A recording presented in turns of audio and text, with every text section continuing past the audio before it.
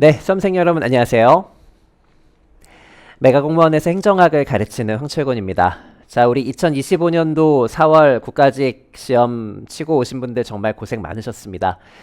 시험 날에 비도 오고 날씨도 많이 추워서 가뜩이나 긴장되는 그 시험 날에 더 긴장하시고 또 위축이 되신 상태에서 그렇게 시험을 보셨을 것 같은데 지금 시점에서는 결과와 상관없이 끝까지 시험 치르신 모든 분들께 정말 고생 많으셨고 수고하셨다는 그런 말씀을 좀 드리고 싶습니다.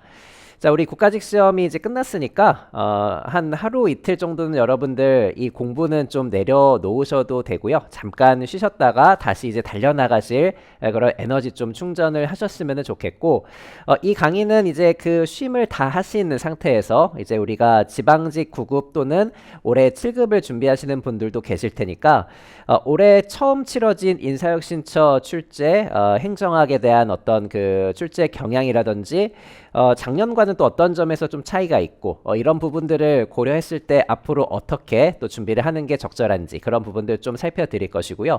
물론 우리가 그런 방향성도 중요하겠지만 각각의 문항들을 통해서 가져가야 할 지식적인 부분들이나 또 접근해야 되는 뭐 읽는 방법들이라든지 그리고 어떤 해석을 하는 방법이라든지 이런 관점에 대한 것들도 제가 충분히 말씀을 드려볼 테니까 이번에 이제 시험 결과에 있어서 분명히 뭐 만족하시는 분들도 계시겠지만 아쉬운 분들도 많으실 거란 말이에요.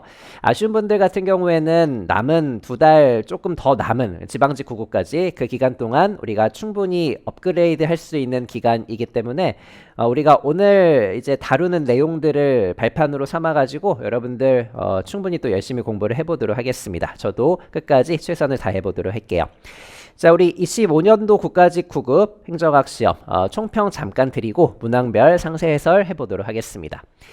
자, 올해 처음 치러진 인사혁신처 출제인 국가직 9급 같은 경우에 난이도는 중정도로 출제가 되었고요. 최근 2년 동안 행정학이 엄청 어렵게 나왔잖아요.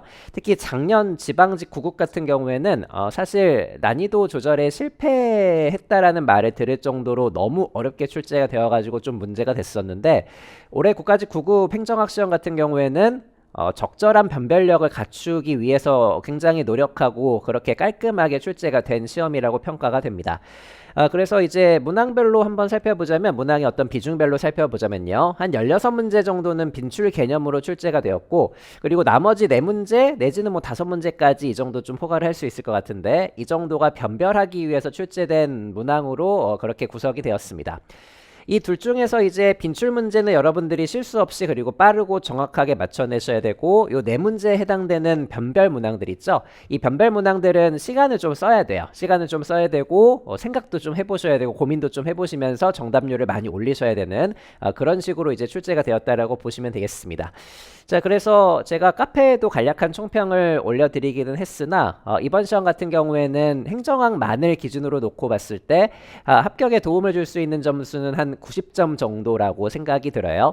이 빈출 개념들에서는 실수가 없어줘야 되겠고 변별 문항에서는 그래도 절반 이상을 맞춰내셔야 되겠죠. 그래야 이제 합격권에 조금 도움이 될 수 있는 점수가 될 겁니다. 그래서 90점 넘으신 분들은 정말 잘 하신 것이고요. 정말 잘 하셨고 90점이 안 되신 분들이라고 할지라도 그날 또 컨디션에 따라 다른 것이고 이게 운도 좀 필요하고요. 내가 잘하는 부분에 문제가 나오는 경우도 있지만 내가 약한 부분의 문제들만 또 골라서 나오는 경우들도 있기 때문에 너무 낙담하지 마시고 우리가 아까도 말씀드린 것처럼 지방직까지 충분한 시간 동안 점수 좀 올려보도록 하겠습니다.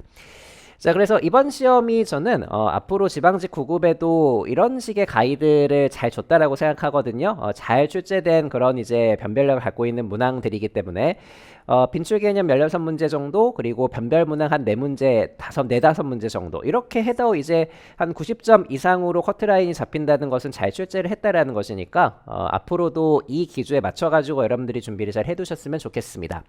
여러분들 여기 이제 빈출 개념하고 변별 문항으로 제가 이제 구분을 좀 해놨는데 있는데 이 둘 중에서 고득점을 위해서는 당연히 변별 문항에 대한 정답률도 많이 올리셔야 되겠지만 역시 둘 중에서 첫 번째로 중요한 것은 요 16문제에 해당되는 빈출 개념들이거든요. 빈출 개념들.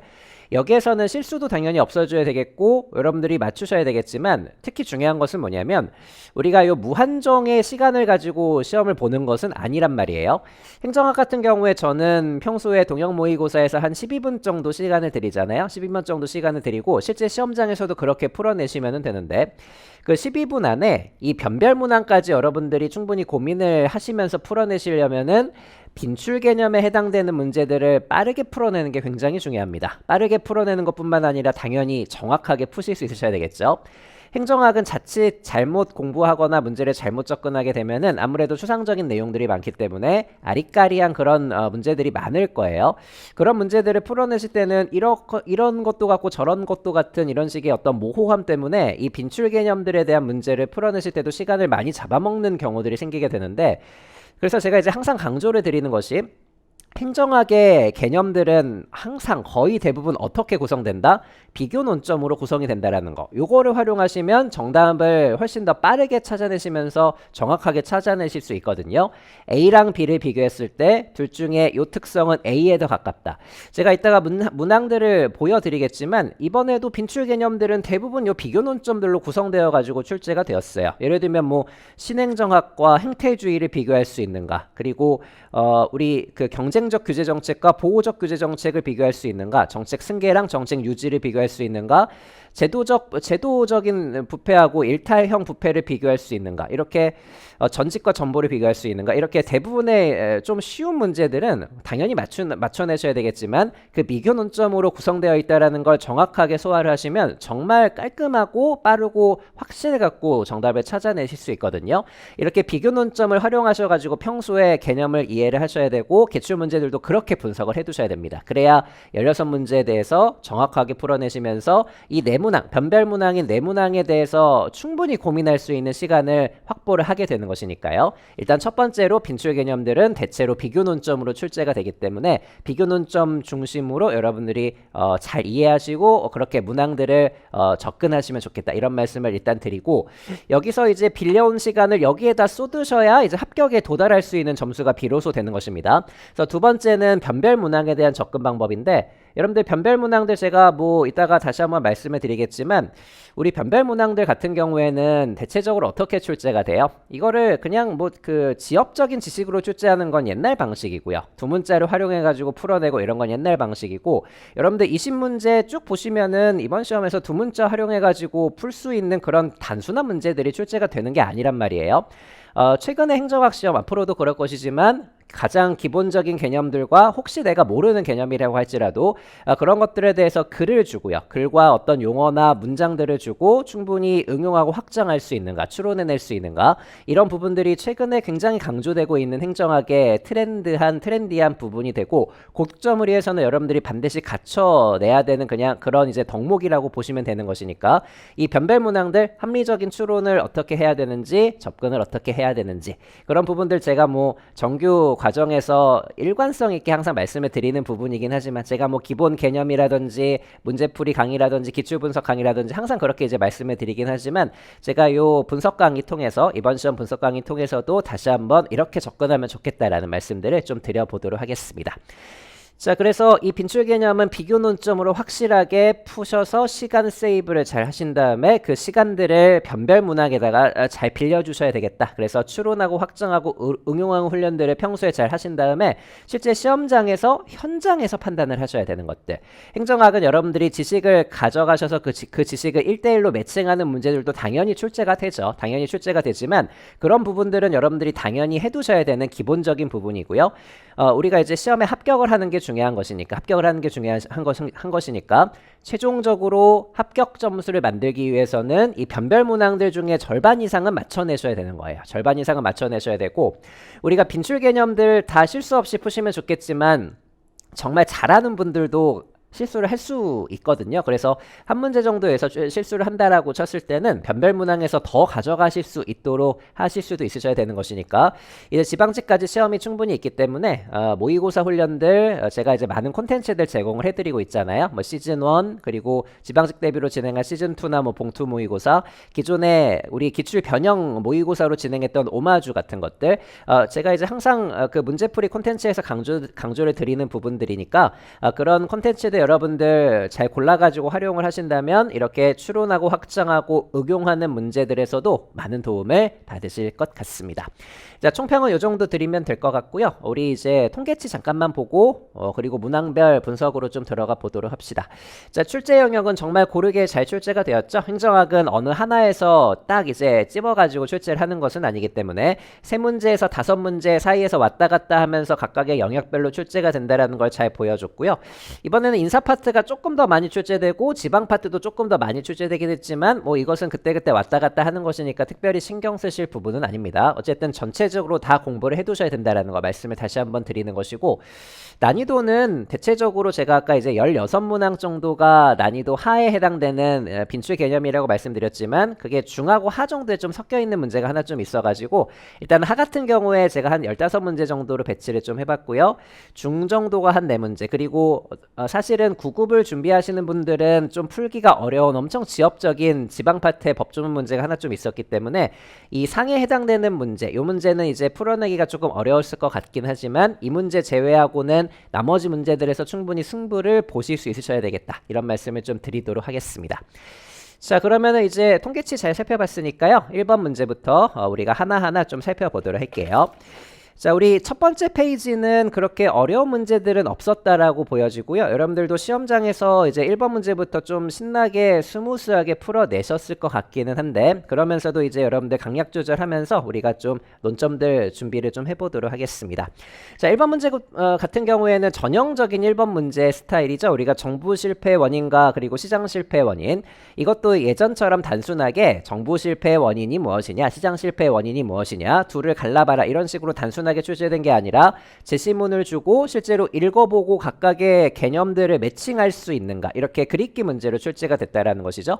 정확한 개념을 알고 있는지를 물어보는 그런 어떤 구성 방식이라고 보시면 되겠고요. 여기 이제 비공식적 목표가 공식적 목표를 대체한다라고 표현을 하고 있단 말입니다. 이 둘 중에서 비공식적 목표에 치중하게 되는 이런 식의 그 내부적인 목표에 치중을 하게 되는 정부 실패 원인을 우리가 내부성이라고 표현을 하게 되는 것이고 이때 비공식적 목표를 여기서 힌트를 잘 주고 있죠. 우리가 공식적 조직 목표가 사회적 목표라면 그런 것들을 추구하는 것이 아니라 관료 자신의 개인적 이익이나 소속기관의 이익을 공식적 조직 목표인 사회적 조직 목표보다 더 많이 추구하는 것. 이것을 내부의 목표를 추구한다라고 해서 관료 개인의 목표를 추구한다라고 해서 사적 이익의 설정이라든지 내부성이라고 표현을 하게 되는 것이죠. 그래서 여기서 내부성에 대한 설명들을 굉장히 잘 주고 있기 때문에 여러분들 바로 문제 풀고 넘어가지 마시고 꼼꼼하게 문장들을 소화하시려고 노력하시면 좋겠습니다. 자, 그래서 이렇게 사회 전체의 목표와 조직 내부 간 목표 간에 괴리가 발생하는 것 이것을 이제 내부성이라고 하는 것이니까 아주 잘 정리된 문장들이에요.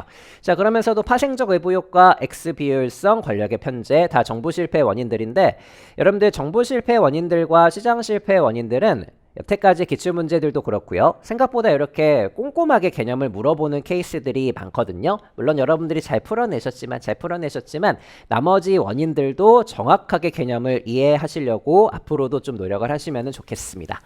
자, 1번 문제는 이 정도 보시면 되겠죠? 2번 문제로 넘어가 보도록 합시다. 자, 2번 문제 여러분들 자신 있어 하는 신행정론인데 우리 신행정론은 미국의 1960년대 실제로 사회 문제를 해결을 해보자 가치 판단에 집중을 해보자 그러면서 이제 등장을 하게 되는 이론이죠. 우리 신행정론은 여러 가지 출제 포인트가 있지만 역시 제일 빈출되는 출제 포인트는 신행정론 그 전에 등장했던 행태주의하고 비교를 할 수 있는지예요. 행태주의하고 비교를 할 수 있는가? 요게 제일 빈출되는 포인트가 되는 거잖아요. 신행정론 같은 경우에는 이 행태주의에서 문제점이 발생했기 때문에 이것을 비판하면서 신행정론이 등장을 하게 되는 것이니까 이 둘의 비교를 하는 게 역시 제일 중요하다라고 생각을 해두시면 좋겠고요. 제가 아까 이제 총평에서도 말씀을 드렸지만 물론 이 문제도 여러분들 엄청 잘 풀어내셨어요. 엄청 잘 풀어내셨는데 이런 문제들을 정말 깔끔하고 확신을 갖고 시간을 세이브하면서 풀어내시려면 무엇을 활용하셔야 된다? 이렇게 비교 논점을 잘 활용하셔야 이번 선지가 정답이 아니다라는 것을 정확하게 캐치해내실 수가 있다라는 것입니다. 신행정론은 행태주의를 비판하면서 등장하는 것이기 때문에 행태주의를 계승했다라는 표현은 적절하지 않은 것이니까요. 그리고 논리실증주의는 행태주의하고 거의 같은 말로 쓰이는 거죠. 행태주의에서 강조하는 것이 실제로 검증을 해봐야 된다. 그래서 우리가 가치 판단은 배제하고요. 사실 중심으로 눈에 보이는 것들 위주로 실제로 검증해가지고 인과관계를 통해서 일반 법칙을 만들어내고자 하는 게 바로 행태주의가 되는 것이니까 뭐 그 논점을 가지고 잘 읽어내시면 좋을 것 같고 이것이 확정되는 게 1번 선지 문장이잖아요. 그렇기 때문에 행태주의를 비판한 요 신행정론은 행정이 사회 실질적 문제를 해결하지 못하고 있다라는 비판에서 대두되었다라는 표현도 적절한 문장으로 이제 해석을 해내시면 되겠습니다. 우리 행태주의 같은 경우에는 실증적인 측면에만 집중을 하기 때문에 사회의 실질적인 문제를 해결하지는 못하는 것이거든요. 여기에 별로 관심이 없는 것이니까 이 1번 선지도 결국은 무엇을 비판했다라는 걸 잘 보여주고 있다? 행태주의를 비판했다라는 걸 잘 보여주고 있는 것이니까 쭉 맞춰가지고 읽어보시면 돼요. 그래서 우리가 사회의 실질적 문제를 해결하지 못하는 행태주의를 비판했다라는 거, 논리실증주의 비판했다라는 거. 그렇기 때문에 능률지상주의에서 탈피해서 적실성이나 사회적 형평성 등 가치를 중요시하는 측면으로 넘어오게 되는 것이 신행정론이 되는 것이고 그런 의미에서 정치행정 이론론적인 시각을 갖게 되죠. 이렇게 가치 판단을 하고 정책을 결정하고 실제 문제를 해결해 주는 것이 정치적인 역할을 하는 것이니까 행정과 정치를 분리하는 것이 아니라 행정이 이렇게 결정과 가치 판단이라는 정치의 역할까지 같이 담당해 줘야 된다라는 그런 식의 논리 구조에서 이론론적인 시각이 적절한 것입니다. 그러니까 1번 선지부터 4번 선지까지가 하나의 글로서 잘 이어지고 있는 것이고요. 그 속에서 2번 선지는 전혀 다른 얘기를 하고 있고 거꾸로 가는 얘기를 하고 있으니까 당연히 이제 오답이라고 보셔야 되겠죠. 행정학 문제가 어떻게 출제되는지를 잘 보여주고 있는 문제고요. 전형적인 문제이어서 여러분들이 잘 풀어내셨지만 제가 이제 드리는 말씀들 다시 한번 고개 끄덕이시면서 납득해 두시는 게 중요할 거예요. 되셨고요. 자, 3번 문제로 넘어가 보도록 하겠습니다. 자, 그리고 정책 의제 설정 모형 4가지를 정확하게 이해하고 있는지를 물어보고 있는 정답률 88%, 거의 대부분이 이제 맞춰내신 문제인데 이 외부 주도형과 동원 모형, 내부 접근형 보통 이제 이렇게 3가지 모형을 주고 동원형과 내부 접근형을 비교하라는 출제가 가장 빈출된다라는 게 떠올리시면 좋겠고요. 여기서는 그 부분은 그냥 건드리지 않았고 그냥 공고화 모형에 대한 단순한 지식을 물어봤던 문제로 출제가 되었습니다. 우리 공고화 모형은 굳히기 모형이라고도 하죠. 어느 상황에서 누가 굳힌다라는 걸 정확하게 알고는 계셔야 된다. 대중의 지지가 높은 상황에서요. 대중의 지지가 높은 상황에서 이 높은 지지를 활용해 가지고 누가 들어가서 굳히는 거예요. 정부가 들어가서 굳히는 거잖아요. 정부의 지지가 대중의 지지가 높은 정책 문제에 대해서 시민사회가 아니라 이제 정부가 들어가 가지고 굳히고 공고화하는 모형. 이것을 공고화 모형이라고 합니다.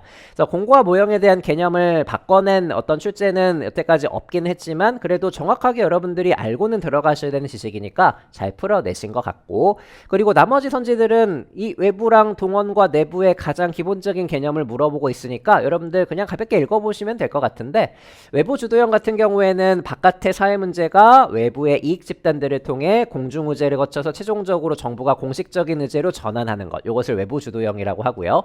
이게 이제 외부 주도형의 순서라면 동원형에서는 이 순서가 바뀌게 되죠. 일단은 정부가 먼저 사회 문제를 공중 의제를 먼저 거치지는 않고 바로 공식 의제로 채택한 후에 공중 의제화를 나중에 시도하게 됩니다. 이게 사후 PR 과정이라고 하잖아요. 사후 홍보 과정. 그래서 동원 모형에서는 일단 정부가 공식 의제를 먼저 설정한 다음에 우리가 국제 행사 유치하겠다. 이렇게 정부가 먼저 설정을 해버린단 말이에요. 그 다음에 시민들을 설득하는 과정을 거친다. 그것을 공중 의제화라고 표현하고 이게 동원 모형의 가장 중요한 특징이자 누구하고의 차이점이라는 걸 알고 계셔야 된다. 내부 접근형하고의 차이점이라는 걸 알고 계셔야 되겠습니다. 이 내부 접근형도 먼저 공식 의제를 설정을 해버리는 거잖아요. 특히 정부 내부자인 정부의 어떤 그 관료들이라든지 이들과 밀접한 관계에 있는 바깥의 일부 특수한 이익 집단, 어쨌든 이렇게 두 가지 경로를 통해서 의제가 먼저 공식 의제로 채택이 되는데, 동원 모형에서는 그래도 사후적으로 공중 의제화를 하지만 내부 접근형에서는 사후적으로도 공중 의제화를 하지 않으려고 노력을 한단 말입니다. 그렇기 때문에 그냥 정부 내부자나 일부 이익 집단들에 한해서만 제한적으로만 확장이 이루어지는 것, 이것을 내부 접근 모형이라고 하는 것이니까 공중 의제화를 하지 않는 것과 하는 것의 차이점, 이걸 가지고 많이 바꿔서 내는 게 전형적인 출제라는 거. 여기서 뭐 그 부분을 건들지는 않았지만요. 어쨌든 확인을 좀 해두시면 좋을 것 같아요. 자, 정책 의제 설정 모형의 가장 기본적인 문제였습니다. 가장 기본적인 문제였으니까 이런 문제들은 확신을 가지고 정답을 잘 찾아내시고 시간 세이브를 해두실 수 있으시면 되겠죠. 자, 그리고 4번 문제 단순하게 출제가 좀 되었지만 어쨌든 이 주제는 엄청 중요한 주제이기는 하죠. 우리가 리플리와 프랭클린의 경쟁적 규제 정책, 이 리플리와 프랭클린이 규제 정책을 둘로 구분한다라는 건 역시 제일 중요한 것이고, 경쟁적 규제 정책이 있다면 보호적 규제 정책이 있단 말이에요. 보호적 규제 정책. 그리고 이 보호적 규제 정책이 우리가 흔히 생각하는 일반적인 규제 정책이죠. 일반적인 규제 정책. 그래서 일반적인 규제 정책과 경쟁 정책을 비교하라라는 출제로 이제 이루어져 있는데, 경쟁적 규제 정책은 일단은 배분이 먼저 들어가죠. 배분이 먼저 들어갑니다.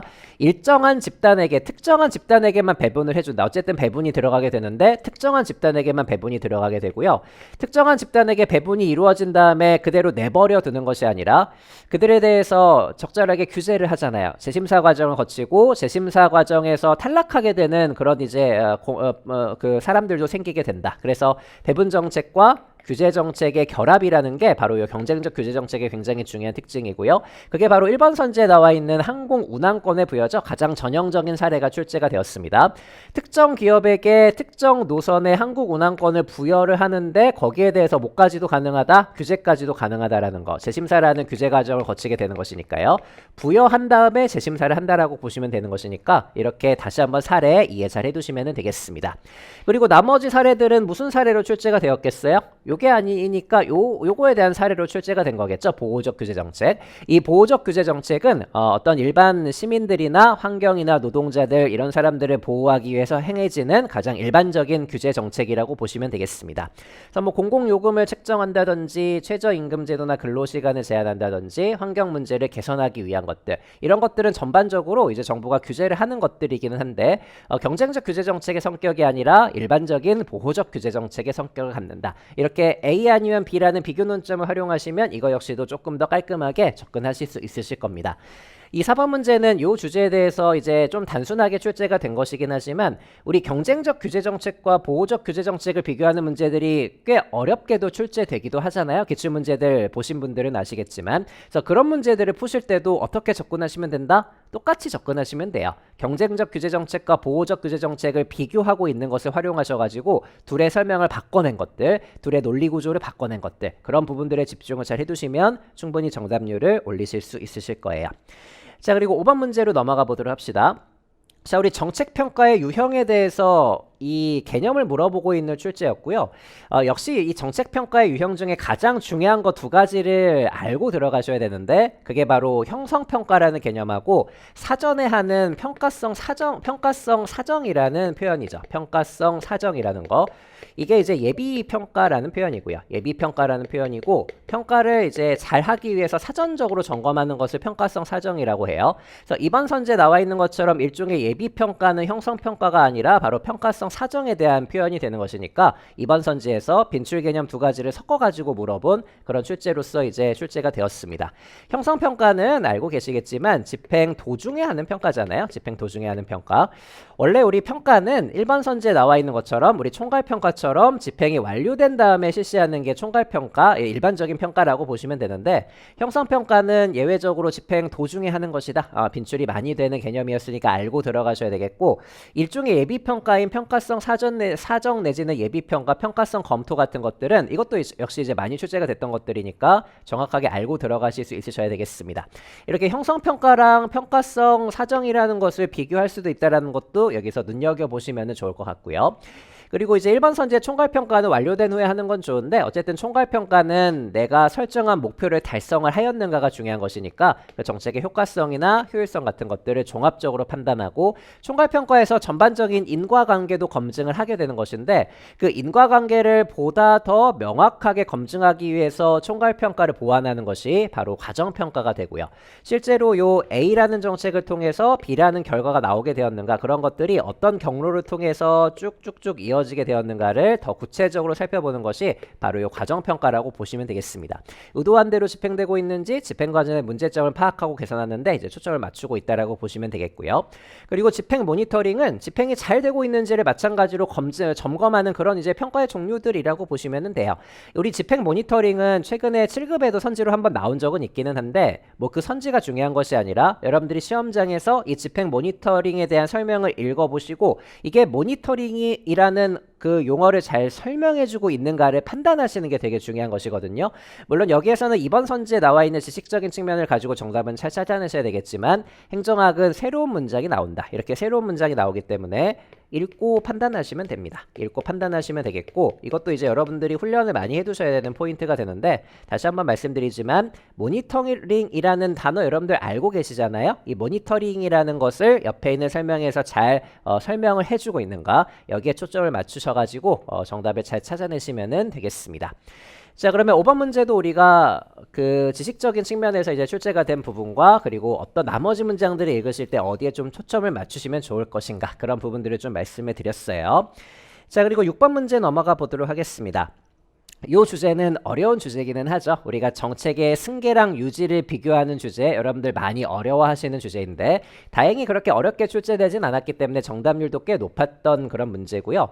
여기서 이제 정책 쇄신이나 정책 종교 여기 정책 쇄신이라고 이제 표현을 하고 있는데 이것도 제가 이제 항상 강조드리는 행정학의 독특한 부분인데 여러분들 정책 쇄신은 이렇게 번역이 되었지만 결국 이게 어떤 단어하고 똑같은 거예요. 정책의 혁신하고 똑같은 단어죠. 정책의 혁신. 요 이노베이션이라는 단어도 이제 주고 있으니까 잘 활용을 해보시고 우리가 일반적으로는 정책의 혁신이라고 공부하는 것을 여기에서는 정책의 쇄신이라고 번역해서 출제를 좀 했구나 그렇게 좀 이해를 해보시면 좋겠고 어쨌든 정책의 혁신은 무에서 유를 창조를 해줘야 되는 것이고 정책의 종결은 기존에 했던 것들에서 정부가 완전히 손을 떼게 되는 것이니까 이 두 가지는 전혀 아니다라는 걸 체크를 좀 해두셔야 되겠고요. 자 그러면서 이제 1번 선지의 승계와 3번 선지의 유지라는 것 이 두 가지가 주로 이제 비교가 들어간다라는 걸 이해를 하시고 넘어가셔야 되겠습니다.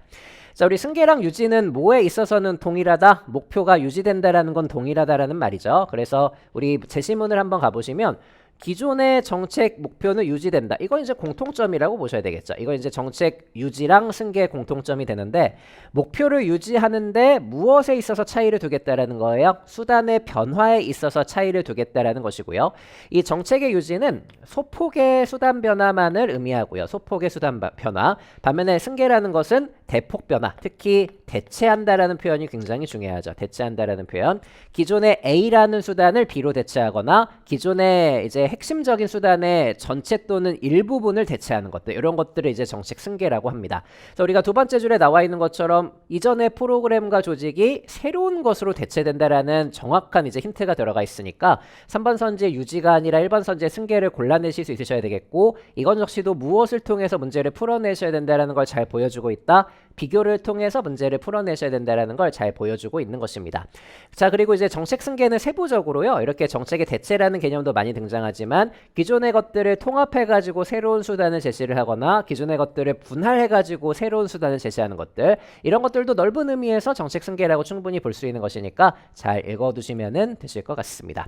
자 정책 승계랑 유지를 비교하는 출제는 굉장히 많이 이루어지고 있고 둘은 상대적으로 항상 보셔야 된다는 걸 말씀을 드리는 것이니까 앞으로도 이 주제는 그렇게 접근을 해두시면 좋을 것 같고요. 기출문제들에서도 기출론점들을 다시 한번 좀 확인을 해보시면 될 것 같아요. 자 그리고 7번 문제 한번 가볼게요. 이 페이지에서는 7번 문제가 가장 어려웠던 문제 같은데 자 우리 7번 문제 기금과 관련해서 다소 지엽적인 법령들이 나와 있긴 하지만 이 문제는 여러분들이 속어 정도는 충분히 하셔가지고 이번 선지는 맞춰내실 수는 있으셔야 되겠고요. 게다가 이번 선지에서는 이 종류들 중에서 사업성 기금이라는 게 있는데 그 사업성 기금과 특히 공무원 연금 기금의 성격이 일치하는가 여기에 대한 합리적인 판단을 하시는 것도 굉장히 중요한 것이니까 그런 부분들도 여러분들이 좀 신경 써두시면 좋을 것 같습니다. 자, 이 문제 같은 경우에 제 바람은 1번하고 4번 선지는 제끼신 다음에 2번하고 3번에서 고민을 해두실 수 있으셔야 되겠고요.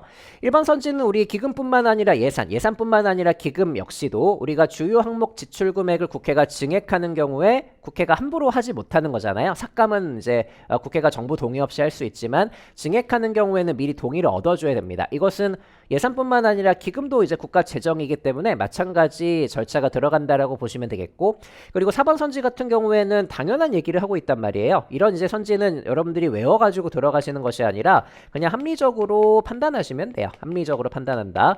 이 4번 선지도 아마 조문의 내용의 일부를 이제 구성하고 있는 내용일 텐데 법조문은 이렇게 이제 합리적으로 구성이 되어 있는 것이거든요. 기금관리 주체는 뭐 그게 정부가 됐든 어떤 기관이 됐든지 간에 안정성, 유동성 등등등을 고려해서 투명하고 효율적으로 운영을 해줘야 되는 거잖아요. 당연히 맞는 그런 이제 판단을 합리적으로 이제 해두시면 좋을 것 같습니다. 자, 실제 시험장에서도 아마 이제 2번하고 3번 선지를 여러분들이 좀 고민을 하셨을 것 같은데 제 바람으로는 3번 선지는 알고 들어가셔야 돼요. 3번 선지는 제가 이제 모의고사에서도 출제를 했던 조문이기도 하고 제가 수업 시간에도 몇 번 이제 말씀을 드렸던 그런 조문 같은데 3번 선지처럼 이제 누가 기금을 어떻게 관리하는가는 굉장히 중요한 프로토콜이 되거든요. 당연히 기재부 장관이 관리를 할 것이고 전체 기금 중에 회계연도마다 매년 전체 기금 중에 3분의 1 이상의 기금에 대해서 그 운용 실태를 조사하고 평가를 하도록 되어 있습니다. 아마 3번 선지가 눈에 익으시지 않으신 분들은 조금 이제 어려움을 겪으셨을 것은 같은데 제 바람이라면은 3번 선지 정도는 알고 들어가셔야 되겠다. 그래서 이 정도는 여러분들이 어떤 그 학습의 범위에서 놓치지 말고 좀 갖고 가시면 좋을 것 같고요. 게다가 이제 힌트를 또 주고 있는 것이 2번 선지인데 여기 기금의 종류들이 여러 가지가 있다라고 힌트를 주고 있고 그중에 사업성 기금이라는 게 있다라고 이제 되어 있단 말입니다. 그러면서 이제 나열을 하고 있는데 이런 나열식 선지들은 항상 조심하셔야 되겠고요. 게다가 공무원 연금 기금이라는 게 있는데 이 공무원 연금 기금이 사업성 기금으로 적절한가? 이 적절성 여부는 어떻게 하셔야 된다? 물론 외우고 들어가시면 좋겠지만 실제 시험장에서 판단하시는 것도 되게 중요해요.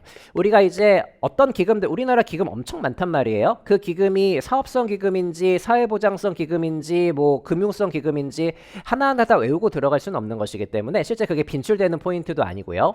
그렇기 때문에 이런 문제들은 이렇게 용어랑 옆에 있는 사례가 적절하게 매치되는지에 대한 판단을 행정학의 기본기를 통해서 하시는 거, 거기에 이제 훈련의 포인트를 맞춰 두실 수 있으셔야 되겠고, 공무원 연금은 기본적으로 공무원들에게 주어지는 어떤 성격을 갖고 있다? 사회보장적인 성격을 갖고 있다라는 것이죠. 우리가 행정학 이곳저곳에 나오는 그런 표현이 되는 것인데 공무원 연금은 사회보장성 기금이에요.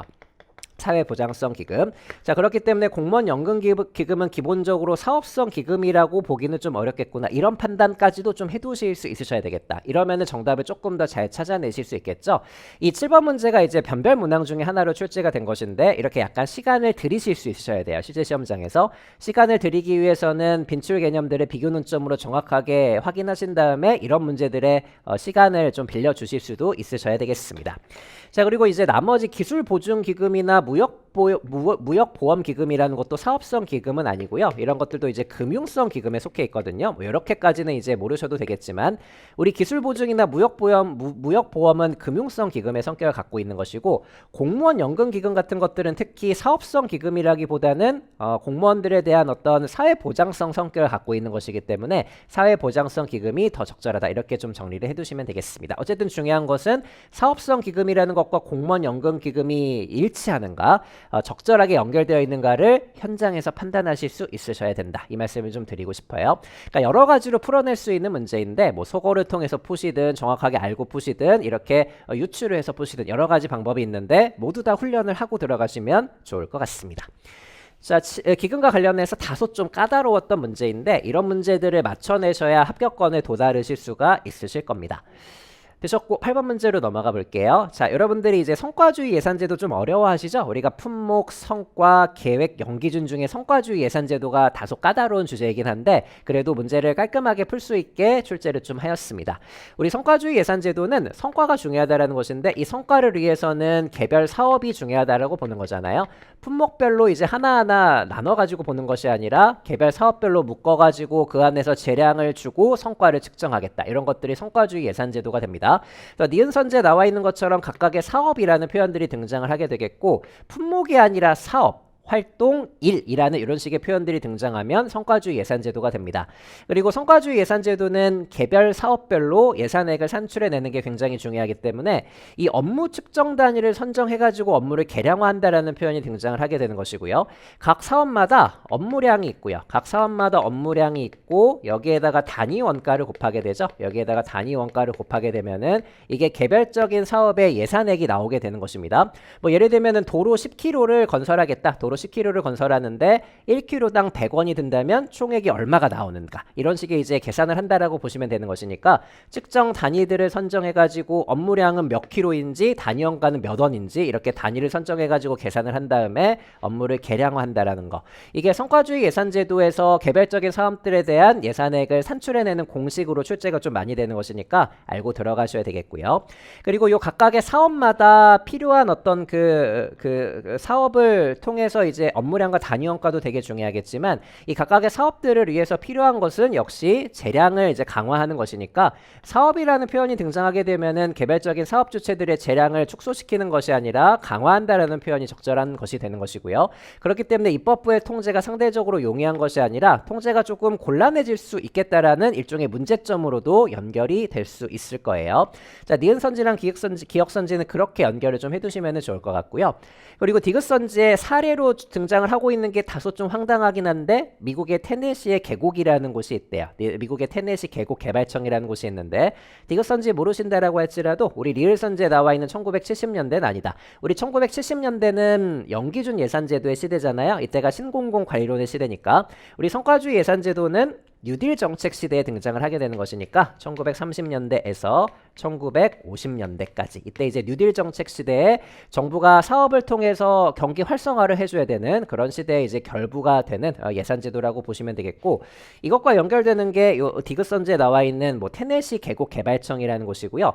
정부가 나서 가지고 계곡을 개발한다라는 게 무슨 정책이 되겠어요? 이게 뉴딜 정책이 되는 거예요. 뉴딜 정책. 이 뉴딜 정책이 1930년대부터 이제 쭉 이어지게 되는 정부의 경기 부양책이 되는 것이고 이 정부가 경기 활성화를 위해서 각각의 개별 사업들을 운영을 하면서 이제 재량을 부여시켜 줘야 된다는 것이 가장 중요한 포인트가 되는 게 바로 요 성과주의 예산제도가 되겠습니다. 자, 전반적으로 제가 이제 꼬리를 물어가면서 설명을 드렸는데 실제 여러분들이 공부하실 때도 이렇게 이해하시면서 공부를 하시면 좋을 것 같습니다. 자, 우리 성과주의 예산제도 좀 어려운 주제이긴 한데 가장 기본적인 내용들을 물어보고 있기 때문에 여러분들도 잘 그래도 그나마 풀어내셨던 것 같아요. 자, 그리고 9번 문제로 넘어가 보도록 하겠습니다. 이 9번 문제 같은 경우에도 정답률이 조금 아쉽기는 한데 이 문제 같은 경우에는 사실 3번 선지만 보셔도 정답은 찾아내셔야 되거든요. 우리 정부 간 관계 관련해 가지고 여러 가지 이론들이 있는데 로즈의 권력 의존 모형 한번 먼저 가보시면 로즈의 권력 의존 모형 우리 로즈의 권력 의존 모형은 아마 이 내용을 모르고 들어가신 분들이 좀 있었던 것 같기는 한데 빈출되는 개념이니까 당연히 알고 시험장에 가셔야 됩니다. 이게 권력 의존 모형 이라고 되어 있기 때문에 이 설명이 옳은 것처럼 보이기는 할 수도 있겠지만 기본적으로 권력 의존 모형은 중앙정부도 의존할 수 있고 지방정부도 의존할 수 있다라는 거예요. 우리 중앙정부도 어떤 우위에 있는 자원도 있지만 여위에 있는 자원이 있는 것이고 지방정부도 마찬가지이기 때문에 상호 그런 자원들을 교환하면서 관계가 형성된다라는 상호 의존적인 모형이 바로 이 로즈의 권력 의존 모형이 됩니다. 그래서 이게 지방의 중앙에 대한 의존을 강조하는 것이 아니라 서로 어떤 상호 교환을 해줘야 된다라는 거예요. 서로 상호 교환을 해줘야 된다라는 것이니까 상호 의존적 관계를 부정하는 것이 아니라 긍정하는 거죠. 인정하고 긍정한다라고 보시면 되겠습니다. 이 주제 같은 경우에는 아무래도 지방 파트에 대한 공부가 좀 덜 되신 분들이 틀리신 것 같은데 지방직까지 시간 충분히 있기 때문에 지방 파트, 마지막 파트란 말이에요. 지방 파트 내지는 재무 파트에 대한 공부들도 소홀히 하시면 안 되겠습니다. 3번 선지 정답으로 골라내실 수 있으셔야 되겠고요. 그리고 나머지 선지들 중에서 이번에 티브 모형은 여러분들 자신 있게 옳다라고 판단을 하셨을 것 같고 티브 모형은 자유로운 이동을 통해서 지방정부의 공공서비스를 선택한다. 내가 선택하니까 효율적으로 자원 배분이 될 수 있다는 걸 잘 보여주고 있습니다. 자, 그리고 1번하고 4번 선지를 혹시 모르고 들어가신 분들이라면 이런 부분들도 잘 채워내실 수 있으셔야 됩니다.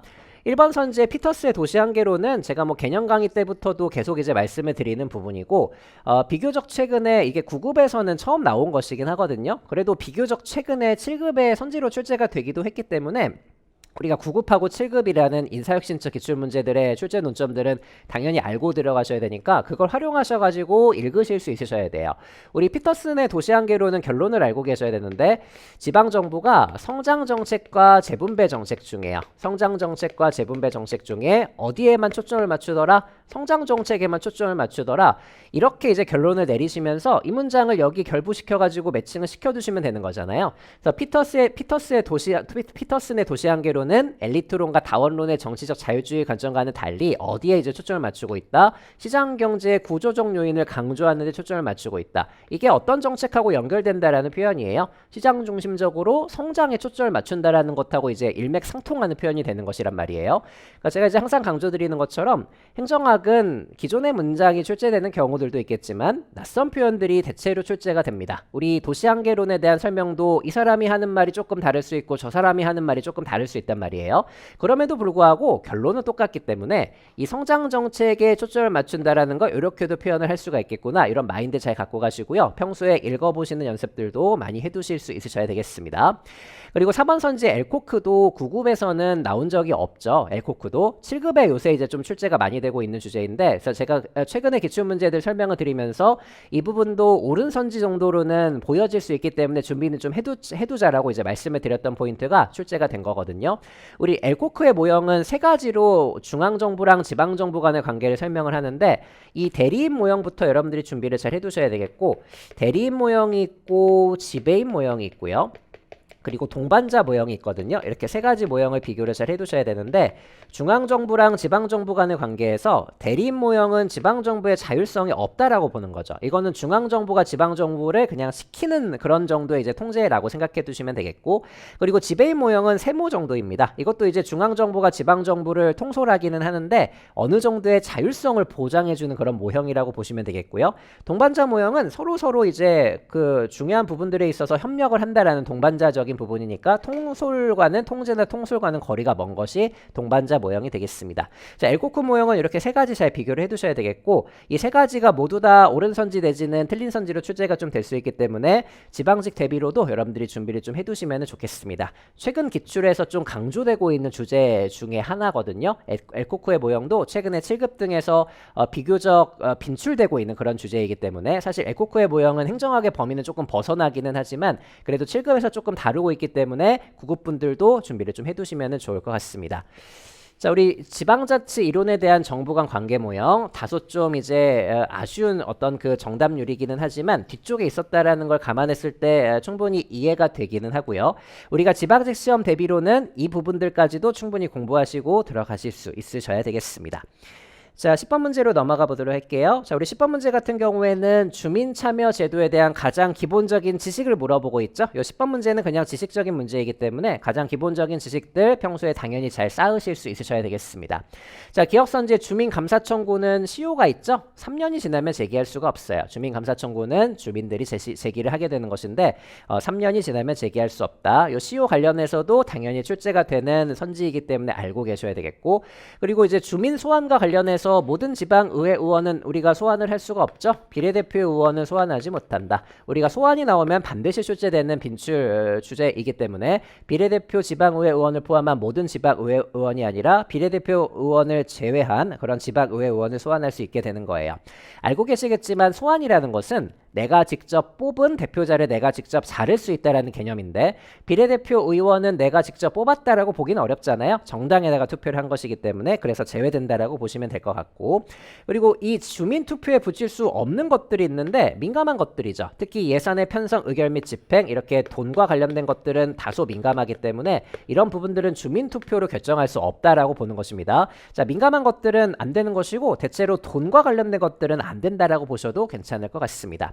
그리고 주민참여 예산 관련해 가지고 주민참여 예산기구의 구체적인 구성과 운영에 관한 것들은 서울시가 다르게 할 수 있고 부산시가 다르게 할 수 있단 말이죠. 그렇기 때문에 자율성이 보장되는 조례로 정한다.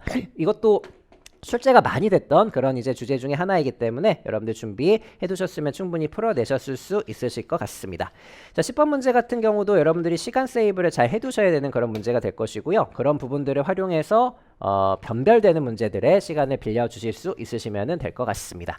다음 페이지 넘어가 보도록 할게요. 자, 우리 11번 문제 같은 경우에 이 문제가 오답률 1위거든요. 이 문제가 오답률 1위인데 이 문제는 여러분들 정부 조직도 알고 있는지를 물어보는 문제예요. 제가 수업 시간에 항상 강조드리지만 우리 중앙행정기관들이 어떤 것들이 있고 그 중앙행정기관들의 위계 질서가 어떻게 이루어져 있는지는 공무원이 되실 분들이라면 기본적인 지식으로 알고 계셔야 된다. 알고 계시는 것뿐만 아니라 여러분들의 가족과 친구들에게도 설명을 해줄 수 있어줘야 된다. 제가 항상 강조드리는 부분이고, 자, 제가 정보 조직도 프린트 해가지고 책상 앞에 붙여두시라고 말씀을 드리잖아요. 아니면은 사진 찍어가지고 오며 가며 보시라. 가장 기본적인 내용인데 아직 이제 그런 부분들이 숙달이 안 된 부분들이 아직까지 좀 있는 것 같습니다. 그런 측면에서 사실 이런 문제들은 여러분들이 공부만 잘 해두시면 충분히 풀어낼 수 있는 문제니까 이번 선지에 나와 있는 식품의약품안전처라는 곳이 어디 소속인지가 명확하게 모르셨던 분들은 지금부터 반드시 암기해 두실 수 있으셔야 됩니다. 자, 정부 조직도, 요 정부 조직도 제 교재 갖고 계신 분들은 교재에 그대로 실려 있고요. 그리고 혹시 이제 뭐 그냥 어디 좀 더 공식적인 자료를 보고 싶다 하면은 인터넷에 검색하면은 다 나와 있는 것이 정보 조직도가 되는 것이니까 정보 조직도 프린트 하셔가지고 책상 앞에 붙여 놓으세요. 붙여 놓으시고 가장 기본적인 내용들이기 때문에 여러 차례 보시면서 숙달한다라고 마인드 좀 가져가시면 좋을 것 같습니다. 식품의약품안전처는 3처 중에 하나이기 때문에 총리 소속이잖아요. 총리 소속이고요. 우리 보건복지부 소속으로는 처를 두는 게 아니에요. 처를 두는 것은 총리 소속인 것이고 보건복지부 소속으로는 둔다고 한다면은 청을 둬야 되겠죠. 청을 둬야 되는 것이고 보건복지부 소속의 청이 뭔지도 알고 계셔야 됩니다. 그게 바로 질병관리청이 되는 거잖아요. 그래서 우리가 어느 부 아래 어느 청이 속해 있고 총리 아래 어떤 위원회와 어떤 처가 있고 대통령 아래 어떤 위원회가 있는지 그런 부분들은 다시 한번 말씀드리지만 가장 기본적인 암기사항이고 가장 기본적인 소양의 부분이 됩니다. 공무원이 되실 분들이라면요. 당연히 알고 계셔야 되는 내용이니까 다시 한번 꼭 확인을 해두시면 좋을 것 같습니다. 자, 그리고 나머지 선지들에서 1번 선지 우리 중앙행정기관은 어떤 법률을 가지고 공부를 해요? 정부조직법을 가지고 공부를 하잖아요. 정부조직법. 이 정부조직법이 법률인 것이고 아마 정부조직법이라고 나와 있었으면은 더 명확하게 여러분들이 정답을 골라내셨을 것 같기는 한데 어쨌든 간에 법률로서 정한다. 이 법률이 바로 정부조직법이라는 거 알고 계셔야 되겠고 그리고 3번 선지 여러분들 우리 국무총리는 한 명이지만 부총리 2명이라는 것 정도는 알고 계셔야 됩니다.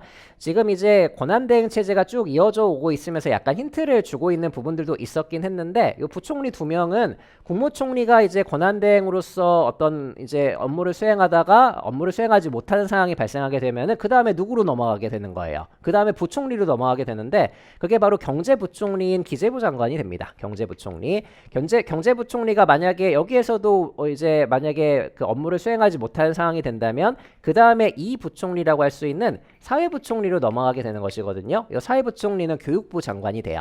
실제 우리나라 부총리는 그렇기 때문에 2명을 두는 것이고 경제부총리, 사회부총리 이렇게 이제 2명의 부총리를 두고 있다는 것도 알고 계시면 좋겠습니다. 그리고 4번의 특허청은 역시 제일 중요한 빈출 주제인데 우리 특허청은 중앙행정기관이면서 책임운영기관이란 말이에요. 책임운영기관이면서 중앙행정기관인 것은 특허청이 유일한 그런 기관이기 때문에 알고 계셔야 되는 지식이 되겠습니다. 자, 여기 나와 있는 것들 기본적으로는 소양의 부분에서 당연히 확인을 해두셔야 되는 부분이고요. 특히 우리가 정부 조직도 상에 있는 중앙행정기관 간의 위계 질서는 기본적인 지식이라고 생각해 두셔야 되니까 혹시 부족함을 느끼신 분들은 정부 조직도 꼼꼼하게 학습 잘 해두시면 되겠습니다. 자, 이 문제 가장 오답률이 높았던 주제인데 이런 문제들은 공부하시면 정답을 올릴 수 있는 부분이기 때문에 자신감 가지시고 공부만 잘 해두시면 되겠습니다. 자, 그리고 12번 문제로 넘어가 볼게요. 우리 관료제 비판 관련해가지고 이 문장이 조금 색다르기는 한데 그래도 무능력자로 채워진다라는 것을 통해서 우리 피터의 원리를 골라내실 수 있으셔야 되겠죠. 정답률 이제 적절한 수준이라고 보이고요. 우리 이제 피터의 원리는 기본적으로 어떻게 보통 출제가 되냐면 우리가 무능력자들이 아무래도 이제 관료제라는 곳은 연공서열을 통해서 올라가는 그런 조직이기 때문에 성과보다는요. 이렇게 아래쪽에 있는 사람이 자연적으로 시간만 지나게 되면 위로 올라가게 되거든요. 그래서 무능한 사람들이 승진을 하게 된다. 이렇게 이제 해석을 하고 보통 이런 식으로 출제가 되는데 이 피터의 원리라는 것도 다양한 문장들이 가능해요. 다양한 문장들이 가능하고 어떤 이제 문장도 가능하냐면 여기 나와 있는 것처럼 실제로 유능한 사람들은 더 많이 승진을 하게 되는데 이 유능한 사람들이 빠져나간 자리에 무능한 사람들로만 채워진다라고도 이제 볼 수도 있는 것이거든요. 이 사람은 여기까지 올라간 게 최대치였던 거예요. 여기까지 연공서열을 통해서 여기까지 올라간 게 능력보다 더 연공서열을 통해서 능력보다 더 올라간 게 최대치이기 때문에 더 이상 승진하지 못하고 여기에서 이제 머무르게 된다라는 거. 머무르게 된다라는 것도 역시 우리 피터의 원리에서 보여줄 수 있는 문장이라고 보시면 되겠습니다. 그래서 각 계층에서 진짜 유능한 사람들은 빠져나가고 승진을 하게 되면 능력보다 더 승진했던 요 무능한 사람들은 계속 머무를 수밖에 없는 것이기 때문에 대다수의 계층이 무능력자로 채워진다라는 표현도 가능하다라고 보시면 되겠죠. 어쨌든 무능한 사람들로 채워진다라는 게 피터의 원리가 되는 것이다라는 걸 확인하신다면 충분히 풀어낼 수 있는 문제라고 보입니다. 자, 그러면서도 이제 앞으로의 시험을 준비하시는 분들은 피터의 원리를 이런 식의 관점에서도 볼 수 있겠구나, 이런 식의 색다른 표현을 한번 이해해 보시는 그런 시간도 가져주시면 될 것 같습니다. 되셨고요. 13번 문제로 넘어가 볼게요. 자, 이 13번 문제 잘 출제된 문제인데 이 문제는 여러분들 이제 인사혁신처 기준으로는 처음 출제된 주제예요. 블라우와 스콧의 조직 유형이요. 우리 조직 유형은 뭐 파슨스의 조직 유형도 있을 수 있고 H.O.N이의 조직 유형도 있을 수 있고 오만 학자들이 다 제시를 하거든요. 다 제시를 하기 때문에 이 학자가 어떤 조직을 제시했는가가 중요한 게 아니고, 그게 중요한 게 아니라 각각의 제시한 조직들의 특성이 정확하게 연결되어 있는가를 판단하는 데 초점을 맞춰 두실 수 있으셔야 돼요. 여기 보시면은 이제 블라우와 스콧이라는 학자가 호혜적 조직, 사업 조직, 서비스 조직, 공익 조직이라는 걸 제시를 했대요. 이 각각의 조직의 이 용어를 가지고 옆에 있는 설명이 정확하게 붙어져 있는가, 전형적인 용어 추론 문제입니다. 전형적인 용어 추론 문제고요. 이 주제는 인사혁신처에서는 처음 출제가 되었지만 이런 식의 구성은 거의 매년 이루어지고 있어요. 이런 식의 구성은요. 그러니까 호혜적 조직이라는 용어랑 옆에 있는 설명이 잘 붙어져 있는가, 사업이라는 키워드를 옆에 있는 설명이 잘 설명을 해주고 있는가, 이런 부분들에 초점을 맞춰가지고 용어 추론을 해내셔야 되는 그런 이제 문제로 접근을 해두실 수 있으셔야 되겠고요. 자, 이런 식의 주제가 이제 나왔을 때 여러분들이 이제 방향을 잘못 잡게 되면은 범위를 무한정 넓혀버리게 되는 것이거든요. 그런다고 해서 그 문제가 출제가 되는 것도 아니고, 출제가 된다라고 해서 여러분들이 외운 대로 출제가 되는 것도 아니다라는 걸 이번 시험들을 통해서 여러분들이 좀 깨우치셨으면 좋겠습니다. 이 문제들은 평소에 훈련을 통해서 현장에서 해결하셔야 되는 그런 문제 유형이 되는 거예요. 자, 다시 한번 말씀드리지만 호혜적 조직이라는 것을 가지고 다시 한번 연습을 좀 해보자면, 호혜적 조직이라는 설명에 조직이 주요 수익자가 된다라는 설명이 붙었을 때 이게 적절한 것인가 이것을 판단해 내시는 게 더 중요하다라는 거, 이 말씀을 좀 드리고 싶은 것이고, 여러분들 호혜라는 말은 행정학에 많이 나오잖아요. 여기 이제 뮤추얼이라는 표현도 이제 등장을 하고 있는데, 호혜라는 것은 서로 혜택을 줄 수 있어줘야 된다라는 것이거든요. 호혜라는 것은 그렇기 때문에 조금 이제 민주적인 성격이 강하고 뭐 그런 이제 성격이 강한 것인데, 고객이 주요 수익자가 된다라는 것은 호혜하고는 적절하게 매칭이 되지는 않는 것이거든요. 이렇게 판단하셔가지고 1번 선지를 골라내실 수 있으셔야 돼요. 제 바람이라면. 자, 그래서 우리가 1번 선지는 이 용어가 옆에 있는 설명과 잘 붙어져 있는가, 이런 식의 이제 포인트를 가지고 접근을 해내실 수 있으셔야 되겠고, 한 가지 더 생각을 해보실 수 있는 것이 뭐냐면, 이 설명이 다른 데 붙어지면 더 적절하지 않을까라는 생각도 해두시면 좋아요. 실제로 고객이 주요 수익자가 되는 조직은 서비스 조직이거든요. 이 서비스 조직은 고객에게 서비스를 해주는 거잖아요. 법률, 뭐 학교, 교육 서비스, 사회사업기관 같은 곳들. 여기에서는 고객이 주요 수익자가 된다라는 표현이 적절하게 붙을 수 있겠지만, 호혜적 조직이 뭔지 정확하게 모른다고 할지라도 적어도 서로 도움을 줘야 되는 호혜라는 표현이라면 고객이 주요 수익자가 된다라는 표현은 다소 적절하진 않겠다. 이런 식으로 여러분들이 접근을 좀 해두시면 좋겠습니다. 이 연습을 이번 선지를 통해서도 할 수가 있어요. 우리가 사업 조직이라는 것은 사업을 통해서 많은 것들을 쟁취해 나가기 위한 조직이 중요하다는 것이고, 그렇기 때문에 조직의 소유자나 관리자가 주요 수익자가 되겠죠. 이 사업을 통해서 수익을 얻는 사람들이 소유자나 관리자가 될 테니까요. 이거는 적절하단 말이에요. 보시는 것처럼 1번하고 2번 선지의 맥락들을 잘 확인을 해보시고 둘을 비교했을 때도 사업보다는 호혜적 조직이 설명이 조금 다르게 붙어져 있다는 거 그렇게 짐작하시고 추론을 해내시면 좋을 것 같습니다. 서비스 조직은 서비스를 제공하는 조직들, 공익 조직은 이렇게 뭐 일반 행정기관이나 경찰서, 소방서처럼 공익과 관련되어 있는 조직이라고 보시면 되는 것이니까 나머지 것들은 적절하게 붙어져 있구나. 자, 보시는 것처럼 용어를 가지고 추론해내는 연습들, 이런 식의 구성 방식들 우리가 모의고사 같은 데서도 많이 연습을 했고 앞으로도 많이 할 것이고요. 그리고 기출문제들도 보시면은 이런 식으로 구성되어 있는 문제들이 굉장히 많을 거예요. 그런 문제들도 지식적으로만 접근하지 마시고 용어랑 문장 간의 어떤 연결을 여러분들이 잘 해두시는 것에 초점을 맞춰가지고 훈련해 두시면 좋겠습니다. 이것도 이제 변별력을 갖추는 문항으로 출제가 되었고요. 이런 문제들을 맞춰내실 수 있으셔야 고득점이 가능하실 겁니다. 되셨고요. 14번 문제로 넘어가 볼게요. 자, 우리 14번 문제 같은 경우에는 바로 4번 선지로 내려가 보시면 빈출되는 비교 포인트죠. 전직과 전보를 비교하는 포인트고요. 전직과 전보를 비교했을 때 둘을 바꿔내는 케이스가 상당히 많다. 그래서 전직이 나오게 되면 바로 전보를 떠올려 보실 수 있으셔야 됩니다. 여기 이제 같은 직급 내에서라는 표현이 바로 등장하니까 이게 바로 전보라는 거 알아차리실 수 있으셔야 되겠고요. 같은 직급 내에서 그냥 업무를 바꾸는 것들, 보직을 변경하거나 고위공무원단 직위간의 보직 변경도 마찬가지로 같은 직무 등급 안에서의 보직 변경이라는 것이니까 이런 것들이 바로 전보의 가장 중요한 사례들이 될 것이고요. 전직은 알고 계시겠지만 뭐 상이한 직렬 간의 이동이 되죠. 상이한 직렬 간의 이동. 내가 일반인 행정이었는데 세무 직렬로 이동을 한다거나 이런 것들이 바로 전직이 되는 것이니까 전직과 전보를 비교하는 가장 기본적인 포인트, 비교 포인트를 가지고 정답 4번으로 바로 찍어내시고 다음 문제로 넘어가실 수 있으셔야 됩니다.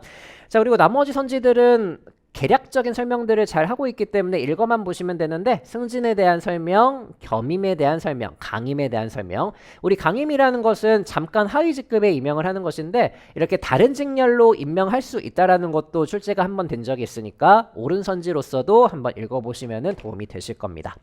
자, 이것도 잘 풀어내셨고요. 15번 문제로 넘어가 볼게요. 자, 우리 공무원 보수 관련해서도 이것도 이제 가장 전형적인 비교 포인트로서 연공급과 직무급을 비교할 수 있는지가 이제 출제 포인트가 되겠습니다. 4번 선지부터 한번 가볼게요. 우리 계급제에서의 보수는 기본적으로 이번 선지에 나와 있는 연공급하고 연결을 잘 해두셔야 되겠죠. 계급제는 연공이 굉장히 중요한 것이니까 조직에서 오래 일할수록 공을 많이 세웠다라고 보는 거잖아요. 그렇기 때문에 이 사람들에 대해서 돈을 더 주는 방식, 이런 것들을 연공급이라고 하고, 연공급은 그 사람이 얼마나 일했는지가 중요한 것이니까 속인적 기본급이다. 속직이 아니라 속인적, 그 사람의 속해 있는 특성에 따라서 돈을 주는 방식이라는 표현이 되는 것이고, 그리고 직무급은 역시 이제 비교를 잘 해두셔야 되는 게 계급제 비교가 되는 직위분류제랑 같이 연결을 해두셔야 되겠고요. 직위분류제. 이 직위분류제는 사람이 중요한 게 아니라 이 직무가 중요한 것이니까 속직급이라고 표현하죠. 속직급. 그래서 우리가 계급제에서의 보수는 연공급이고 직위분류제의 보수가 직무급이다. 가장 기본적인 개념으로 출제가 되었습니다. 정답 4번으로 잘 풀어내실 수 있으셔야 되겠고요. 자, 그리고 나머지 선지들에서 직능급은 이론적인 개념인데 직능급은 능력 중심으로 주겠다라는 거예요. 그래서 직무 수행 능력을 기준으로 기본급을 결정하겠다. 그리고 실적급이라는 것은 기본적으로 기존의 실적이 중요하겠죠. 그래서 실적급에 대한 설명도 잘 매칭이 되어 있구나 판단해 두시면 되겠습니다. 이것도 마찬가지로 기본적인 주제이지만 계급제랑 직위분류제를 비교해서 연공급과 직무급을 매칭시키는 연습 잘 해두시면 충분히 깔끔하게 빠르게 문제를 풀어내실 수 있겠죠. 되셨고요. 16번 문제로 넘어가 보도록 하겠습니다. 이 문제도 이제 재미있게 출제가 되었는데 이게 사실은 엄청 단순한 출제이긴 한데 이렇게 이제 이번 선지처럼 약간 새로운 문장으로 출제를 하게 되면은 이것도 여러분들이 찾아내기가 조금 어려울 수도 있겠다라는 생각이 좀 들기는 하더라고요. 우리 이번 선지에서 시간적 오류라는 거 많이 공부를 하고 들어가시죠? 제가 이제 첫인상 효과랑 막바지 효과라고 설명을 해드리는 거, 이렇게 두 가지를 비교할 수도 있으나 너무 쉽기 때문에 비교를 하진 않을 것 같다라고 제가 이제 수업 시간에 말씀을 드리기는 했는데 비교를 실제로 해가지고 출제를 좀 했습니다. 자, 그 부분을 좀 떠올려 보셨으면 도움이 되셨을 것 같은데 우리 근접 효과라는 것은 최근에 발생한 효과를 가지고 최근에 발생한 사건을 가지고 평가를 하는 방식이잖아요. 이것을 막바지 효과라고 하고요. 막바지 효과. 계속 이제 성실하게 출근을 했다가 마지막 날에 지각했다라고 해서 그 사람을 불성실하다라고 평가하는 것, 이런 것들을 바로 근접 효과 내지는 막바지 효과라고 이제 표현을 하게 되는 것이고, 반면에 최초의 근무 성적에 대한 평정자의 인식을 가지고 평정을 하는 것, 최초는 근접하고 다른 개념이기 때문에 이 최초는 첫인상 효과가 되는 것입니다. 첫인상 효과. 이 첫인상 효과라는 것이나 첫머리 효과라는 것을 이렇게 표현하게 됐을 경우에 여러분들이 읽어내시는 것도 이제 필요한 부분이 되겠죠.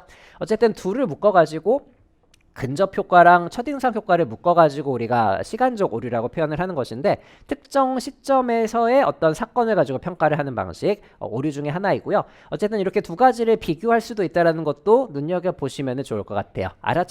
알아차리신 분들이 훨씬 더 많은 것 같고 정답은 잘 골라내신 것 같습니다.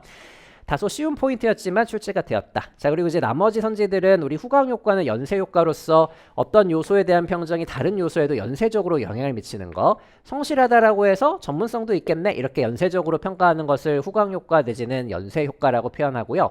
그리고 관대화 경향, 집중화 경향, 엄격화 경향, 이렇게 세 가지도 가장 기본적인 개념이긴 하지만 당연히 이제 물어볼 수 있는 것이고 살짝씩 바꿔낼 수도 있는 것이니까 당연히 이제 조심하실 수 있으셔야 됩니다. 관대화 경향은 점수를 퍼주는 편향성이잖아요. 실제 수준보다 더 높게 평정하는 것이고, 집중화 경향은 중간 수준의 점수에 집중을 하게 되는 것이니까 중간 등급에 집중되는 경우. 그리고 엄격화 경향은 점수를 짜게 주는 거예요. 점수를 짜게 주는 것, 거기에 집중되게 되면은 엄격화 경향이 될 겁니다. 관대화, 집중화, 엄격화까지 세 가지 모두 다 묶어가지고 비교해 두시면 되겠습니다. 자, 기본적인 개념들로 이제 출제가 되었는데, 우리가 첫머리 효과하고 막바지 효과를 비교하는 문제는 아마 처음 출제가 된 것 같거든요. 그러니까 처음 출제가 되었음에도 불구하고 둘을 비교할 수 있다는 거 인지는 당연히 해두셔야 되겠습니다. 자, 그리고 17번 문제. 이런 이제 문제가 여러분들이 이제 법령 조문들을 어떻게 공부해야 되는지를 잘 보여주는 그런 문제죠. 여러분들 이제 우리나라의 공공기관과 지방공기업 두 가지를 비교한다라는 비교 논점은 당연히 확인을 해두셔야 되고요. 공공기관하고 지방공기업은 비교를 많이 해가지고 출제를 하는데, 이 둘을 비교하는 이유가 뭐예요? 이 둘이 영역이 다르단 말이에요. 영역이 다른 것이니까 총괄하는 기관이 다르다라는 게 출제 포인트가 되는 거잖아요. 공공기관은 기재부 장관이 총괄을 하고요. 기재부 장관이 총괄을 하고, 그리고 지방공기업은 행안부 장관이 총괄을 합니다. 이거 활용하셔가지고 법령을 읽어내시면 되는 것이거든요. 그래서 공공기관과 관련된 어떤 영역들은 누가 주인공이 되는 거예요? 기재부 장관이 주인공이 되는 것이고, 지방공기업이 나오게 되면 이때 주인공은 행안부 장관이 된다. 이런 식의 맥락을 가지고 새로운 조문들을 읽어내실 수 있으셔야 되는데, 3번 선지 한번 가보시면은 여기 이제 공공기관의 운영에 관한 법률, 공공기관이 나와 있고요. 공공기관이 나와 있고, 이 공공기관을 운영하는 것과 관련해 가지고 무슨 운영위원회가 나오는데, 이 공공기관 운영위원회는 누가 위원장이 되는 게 적절할 것이다. 행안부 장관이 운영장이 되게 되면은 이거는 영역을 이제 침범하게 되는 것이니까 문제가 된단 말이에요. 그렇기 때문에 행안부 장관이라기보다는 기재부 장관이 아닐까, 이런 식의 이제 합리적인 추론을 해내실 수 있으셔야 돼요. 합리적인 추론을. 이 공공기관 운영위원회가 기재부 장관이 위원장이 된다라는 건 제가 기본서에서도 설명을 드렸고 패스프레소에도 그 얇은 교재에도 다 들어가 있는 내용인데, 제가 이게 제 교재에 있다라고 설명을 드리는 게 아니잖아요. 지금 그 교재에 있기 때문에 그 교재를 암기하라라고 말씀을 드리지 않는 이유는 이 조문이 반복돼서 출제가 되는 것이 아니기 때문이고요. 이 영역을 구분하라는 논점을 확인하기 위해서 여러 가지 조문들이 출제가 된다라는 것에 집중을 하셔야 된다라는 걸 좀 말씀을 드리고 싶기 때문입니다.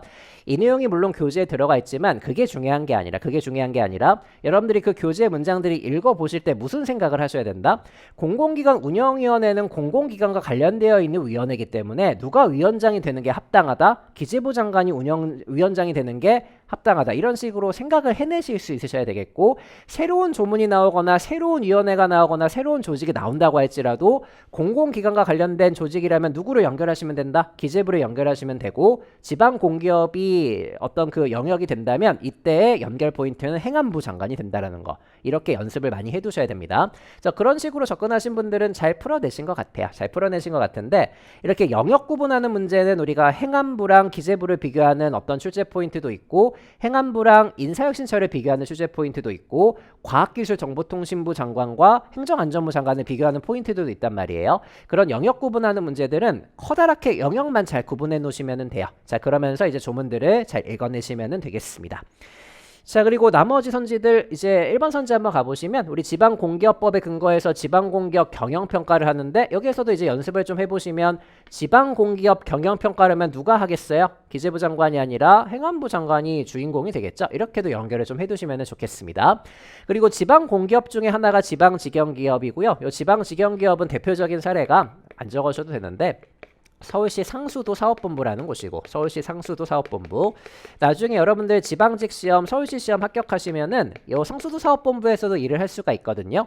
이렇게 지방자치단체인 서울시가 갖고 있는 소속 행정기관 중에 마치 기업처럼 운영되는 곳들이 있다. 이런 지방공기업을 지방직영기업이라고 합니다. 자치단체가 직접 운영하는 지방공기업이라는 차원에서 이 지방공기업은 이제 여러 가지 사업들을 수행을 할 수가 있는데 이거 두 문자 외워두셔야 된다는 거 알고 계셔야 됩니다. 수화공, 택계, 토탁도차, 제 수업 들으신 분들은 무슨 두 문자인지 아실 것이고 이 두 문자를 이제 다르게 외우신 분들이라고 할지라도 어쨌든 알고는 들어가셔야 되는데 이 하수도 사업, 상수도 사업, 공업용 수도 사업 같은 것들, 주택 사업이나 토지 개발 사업 같은 것들 이런 것들도 이제 나열을 좀 하고 있으니까 암기는 좀 하시고 들어가실 수 있으셔야 됩니다.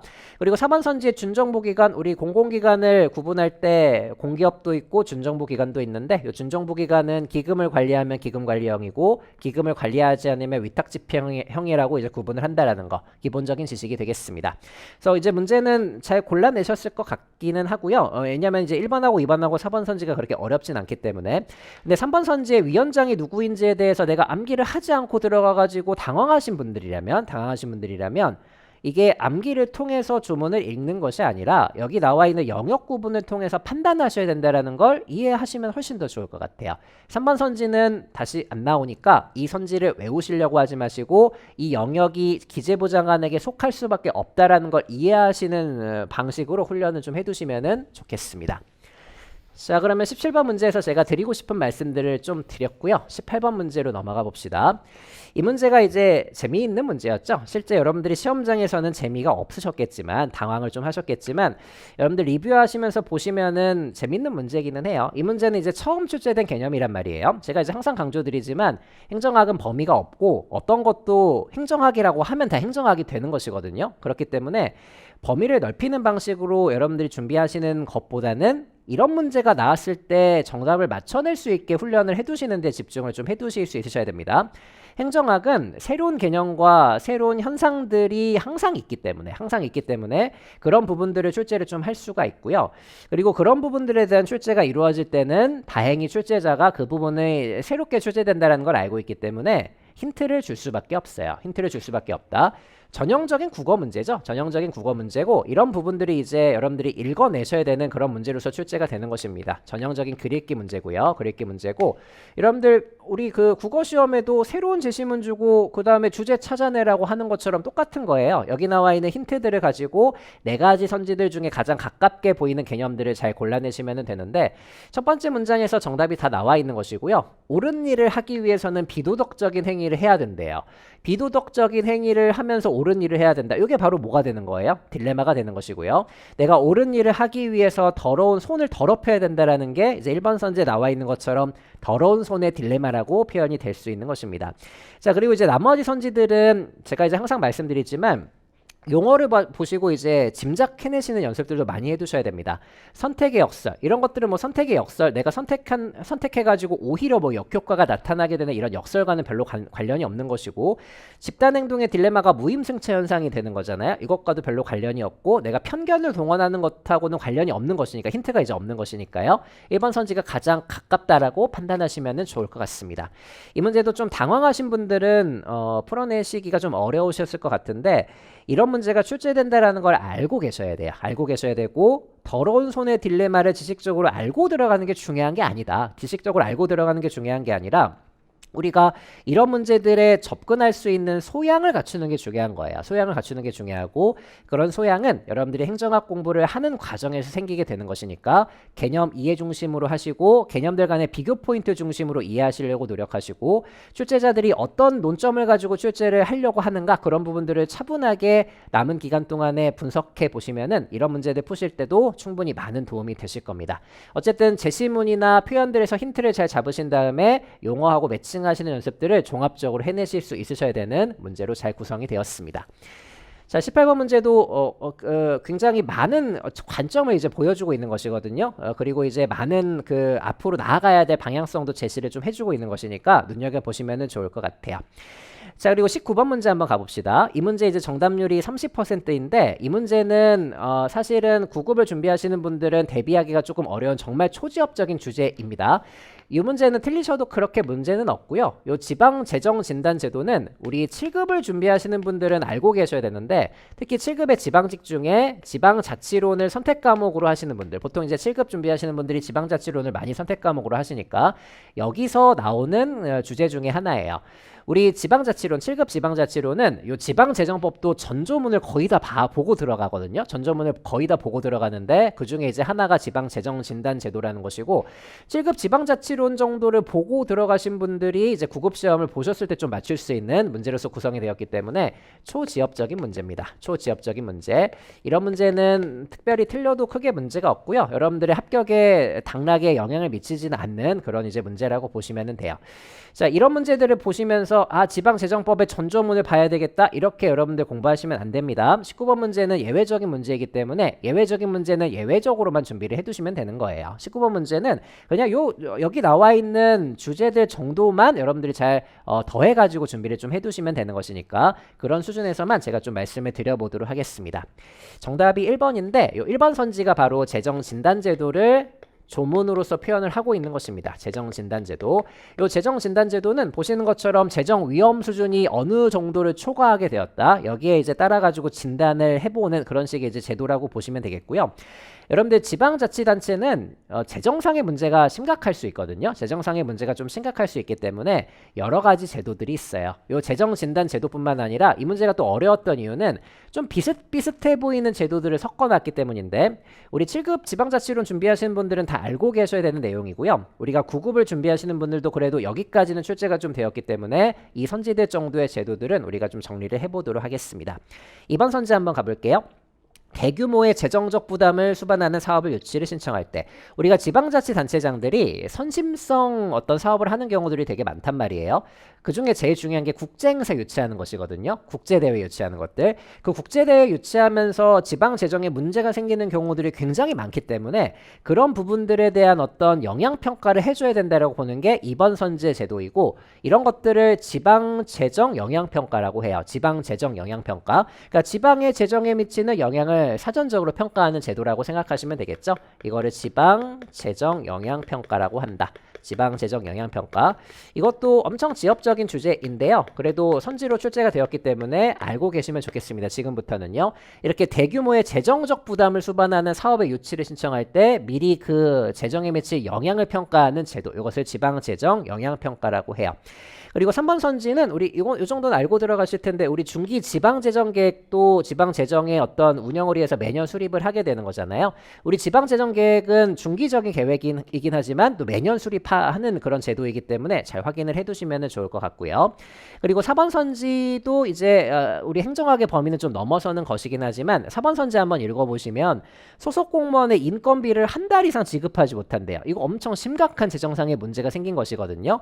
이런 이제 어떤 문제가 생긴 지방자치단체는 긴급 재정관리단체로 지정을 하도록 되어 있어요. 긴급 재정관리단체.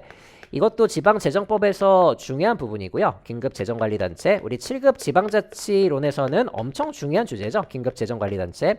우리가 재정주의단체, 재정위기단체, 그리고 최종적으로는 긴급재정관리단체까지 이제 등장을 하게 되는 것인데 어쨌든 소속 공무원의 인건비가 한 달 이상 밀렸다면은 뭐 사기업도 아니고 우리가 어떤 그 자치단체 공무원의 월급이 이렇게 밀리게 되면 정말 문제가 심각한 것이 되는 것이니까 긴급재정관리단체로 지정해가지고 행안부 장관이 빡세게 운영을 하도록 되어 있습니다. 참고하시면 좋을 것 같고요.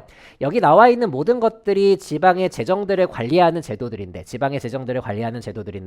이 중에서도 진단제도는 1번 선지에 관련이 되어 있다. 이게 이제 좀 더 어려웠던 이유는 지방재정영향평가나 긴급재정관리단체도 비슷해 보이기 때문에 좀 어려우셨을 것 같고요. 지역적인 주제이니까 이 문제는 실제 시험장에서는 틀려도 당락에 영향을 미치지는 못하겠지만 지금 이후부터는 1번하고 2번하고 4번 선지에 나와 있는 제도들의 비교는 좀 해두시면 좋겠다. 이 말씀을 좀 드려보도록 하겠습니다. 그렇게만 대처하시면 됩니다. 자, 그리고 20번 문제로 넘어가 보도록 할게요. 우리가 보통 이제 행정학의 마지막 문제는 정답률이 낮은 경우들이 많거든요. 시간도 부족하고 해가지고. 근데 20번 문제 아주 기본적인 문제로서 출제가 되었기 때문에 정답률이 좀 높았던 문제였습니다. 이런 문제들도 여러분들 혹시 틀리신 분들이 계시다면 개념 정리 잘 해두시면 될 겁니다. 우리 제도화된 부패가 등장하면은 이것하고 일탈형 부패를 비교하게 되는 거잖아요. 이것도 비교 논점을 통해서 다시 한번 좀 정리를 해보자면, 일탈형 부패는 내가 부패 어떤 그 조사를 잘 하다가 어떤 정말 극히 일부의 어떤 그 기관에 대해서만, 일부의 어떤 민간인에 대해서만 풀어주는 것들, 이런 것들을 일탈형 부패라고 하고, 반면에 이렇게 관례화되어 있는 급행료는 제도화된 부패이다. 그래서 일탈적인 것이 아니라 제도화된 어떤 관례화되어 있는 부패이다. 그래서 1번 선지가 정확하게 정답으로서 구성이 잘 되어 있는 것이고요. 그리고 2번 선지에 회색 부패 나오게 되면은 백색 부패, 흑색 부패, 회색 부패, 이렇게 세 가지를 비교를 잘 해두셔야 되겠고, 회색 부패는 이제 어떤 사람들은 부패라고 보고 어떤 사람들은 부패라고 보지 않는 중간지대이고요. 반면에 흑색 부패는 명백하게 위법한 사항이어야 되는 것이죠. 관용을 전혀 베풀지 않는 것이니까. 반면에 백색 부패는 선의의 거짓말, 이렇게 금융위기가 심각함에도 불구하고 공직자 B가 거짓말을 하는 것들, 이것도 넓은 범위에서는 부패라고 볼 수 있겠지만 대다수의 국민들은 부패라고 생각하지 않기 때문에 관용을 베푼다라고 보는 것입니다. 이런 부패를 백색 부패라고 하죠. 세 가지 비교 잘 해두시고요. 자, 그리고 이제 거래형 부패가 나오게 되면은 비거래형 부패하고 비교를 해두셔야 된다라는 것도 기본기가 되겠고, 요 비거래형 부패는 사기형 부패라고도 표현이 많이 됩니다. 혼자 사기를 저지르는 것이니까요. 공금을 횡령하는 거 대표적인 비거래형 부패가 되겠죠. 우리가 거래형 부패가 되려면은 뇌물과 특혜가 교환이 되어줘야 되는데 여기에서는 그런 식의 사례가 아닌 것이고 혼자서 공금을 횡령하게 된 것이니까 비거래 내지는 사기형이다. 그리고 이제 조직 부패가, 이건 굉장히 단순한 비교인데, 조직 부패가 있다면 개인 부패가 있겠죠. 개인 부패가 있는 것이고, 조직 부패랑 개인 부패를 비교하는 것은 힌트를 잘 줄 테니까 이렇게 개인적으로 금품을 수수하는 것은 개인 부패가 되고, 조직 부패는 조직 차원에서 저지르는 부패가 되겠다. 적절하게 문장 연결 잘 해두시면 되겠습니다. 자, 그러면 25년도에 실시가 된 9급 국가직 시험 전체적으로 제가 분석 강의 잘 해드린 것 같고요. 지방직 시험 준비하시는 분들 20문제에서 제가 전달해드리는 지식적인 부분이나 접근하는 부분이나 읽어내는 부분, 그리고 이제 가이드 제시해드리는 부분들 모두 소화하시려고 노력하시면 좋겠고, 오늘도 이제 많이 말씀을 드렸지만 국가직 시험에서 결과가 좋지 않으신 분들은 낙담하지 마시고, 너무 낙담하지 마시고, 우리 남은 기간 동안 정말 최선을 다해서 지방직 시험 때는 정말 내가 원하는 결과 얻을 수 있도록 그렇게 함께 노력을 좀 해보도록 합시다. 고생 많으셨고요. 본 수업 때 뵐게요. 수고하셨습니다.